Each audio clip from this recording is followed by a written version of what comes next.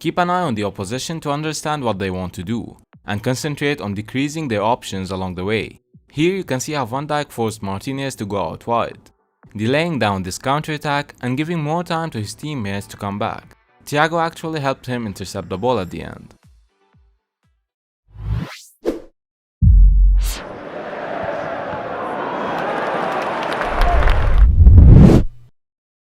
Hello there everyone, it is Mitsu here and welcome back to another video on my channel. Today we'll discuss some tips that will help you improve as a center back. Let's start off with some of the basic ideas that you need to implement while having the possession of the ball. You need to help yourself with avoiding any sort of trouble when the opposition is applying pressure. Notice how Van Dijk here takes these steps backwards to open up easier passing opportunities when he receives the ball again. Similarly, if you have spaces behind you, Christensen here let the ball run to also pass with his strong foot, but you need to be careful in those situations. You can always use your body to fake a pass towards one side, and then quickly change your direction and go for a pass on the other side. You need to be agile to perform these feints, and also see the better passing option and have that decision before faking the pass, as you will be welcoming more pressure. Try to communicate with your teammates when you have an idea to counter the high pressure. Be careful again, as welcoming such pressure and being very close to the opposition is very dangerous. Reading the game is important. Notice how Vinny stops the pressure here to intercept the pass, but by seeing the situation, Ruben Diaz was composed and didn't rush the pass under pressure. You need to have a good tactical sense and be able to create solutions when your team is not able to create attacking options up front. For example, you will always have the opportunity to help with countering the zonal defensive systems by switching the play to the sides, or carrying the ball into the opposition's block. When you are in these positions, avoid losing the possession of the ball at all costs, but try to avoid backward passes as much as possible to get the maximum benefit of your position. This video is brought to you by Play by Metrica Sports, the fundamental tool for every coach and analyst. Create and manage all your video analysis in one platform. Use the coupon MITSUGR at the checkout for a 10% discount.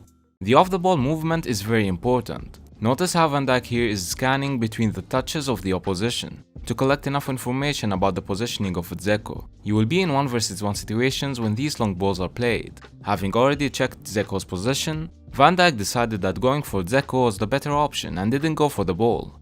Couple of factors went into his thinking: knowing he's faster and wanting to go for the physical challenge instead. Those early scans will guide your movement. Here again, he tracks the forward run, makes sure he is covering Walker first and then goes for the ball.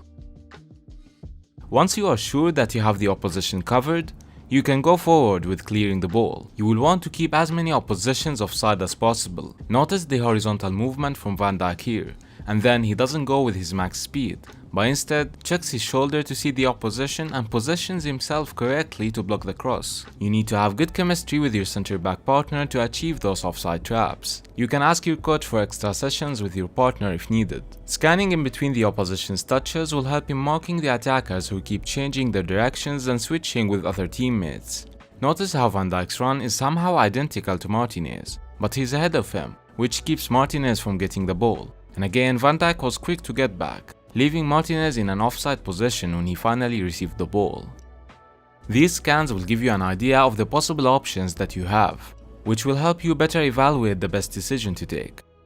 Here, Van Dijk saw how everyone is under pressure, so he played safe and kicked the ball outside. You need to be able to smoothly follow the opposition, even when they try to go for blindside runs. Try to understand when to keep following the player and when it is easier to go directly for the ball, just like what Van Dijk did here. Here again, Konate covering the blindside run. Keep an eye on where he clears the ball, as we will get back to this topic in a minute. Many interceptions that you may see as very simple are just a result of continuous scans and shoulder checks while the defender is adjusting their position. Try to avoid overcommitting. As you can see here, Van Dijk's movement was very good. He started the run before the pass was played and was covering his man, but Konate didn't see that and tried to block the passing lane, which left Martinez unmarked between the lines. Back to that clearing the ball example. You need to understand where to clear the ball. The red areas here is where you must avoid clearing the ball towards where it will land, as kicking it towards the wrong direction may result in many goals in your net. You can have this as a rule. It's always better to clear the crosses towards where they come from. So when the opposition crosses the ball inside from the flank, try to clear the ball to the sides again. You do not want to clear the ball around the box, especially in corners, as we always see the coaches now asking their players to be positioned there to win second balls. You should always be the first one reaching these low crosses inside the box as well. Try to read where the balls will be played to give yourself enough time to be able to clear them properly.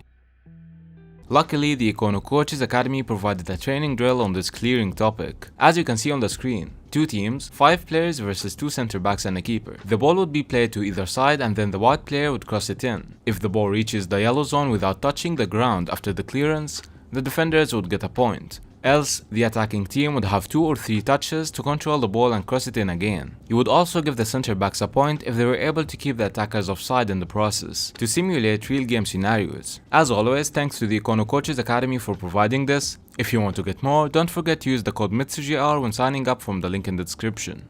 Notice how Azpilicueta was left marking one player performing a forward run behind him after bad marking from Chelsea's defenders. But by checking his shoulder while the ball was rolling towards Riyad Mahrez, he was able to take the best decision, which was to stop marking the opposition and go for the passing lane instead, giving himself a little bit more space and time to clear the ball.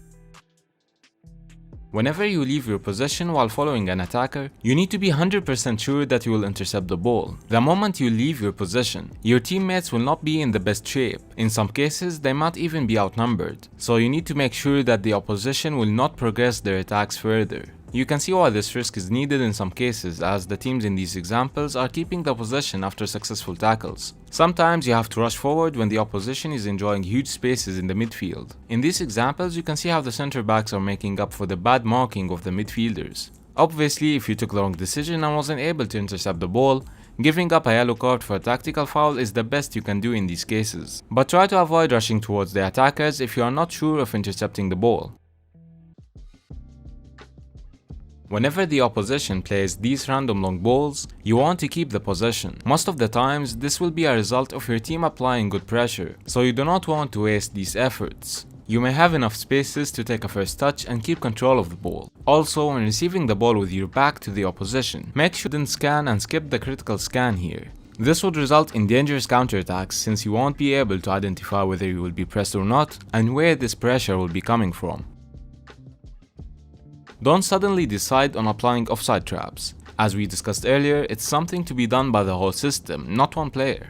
Keep in mind that no matter where your position is, always aim in forcing the opposition away from the goal, even in 1 versus 1 situations. Notice how Van Dijk here is totally blocking one path, leaving one option only for the opposition. Same concept was applied here. Notice the mistake from Matip as he didn't track Erling Haaland's run, allowing him to go directly towards the goal, while Van Dijk was marking Kevin De Bruyne correctly, so when he receives the ball, he has to go wide. This positioning also helped Van Dijk with blocking the passing lane to Haaland, leaving again one choice only to De Bruyne. Here's an example showing why you should always be aware of your surroundings. Notice how Marquinhos is very far from the ball, when Sterling has 2 oppositions in front of him, but Marquinhos was ready for the unexpected as Sterling managed to get past the 2 players. Although Ander Herrera was closer to him from the beginning, for example, Marquinhos was the one who intercepted the ball at the right time.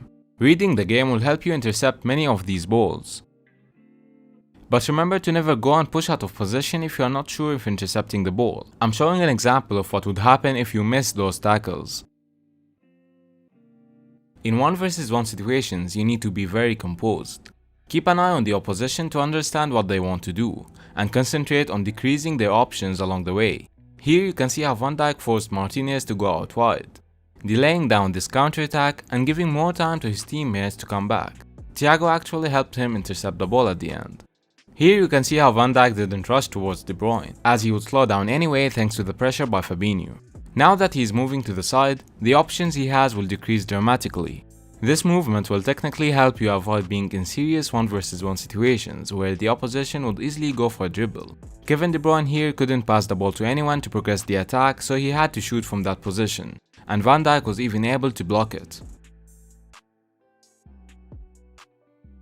Here again, Rudiger concentrated on getting rid of one option firstly, and then rushing towards Foden to block the shooting lane, shortening the distance between them from 7 to 3 meters. The attacker would be the one under pressure here. Notice his movement. If this wasn't made, Foden would easily dribble past Rudiger if he just threw himself in for a block. So being composed will help make a big difference as a defender.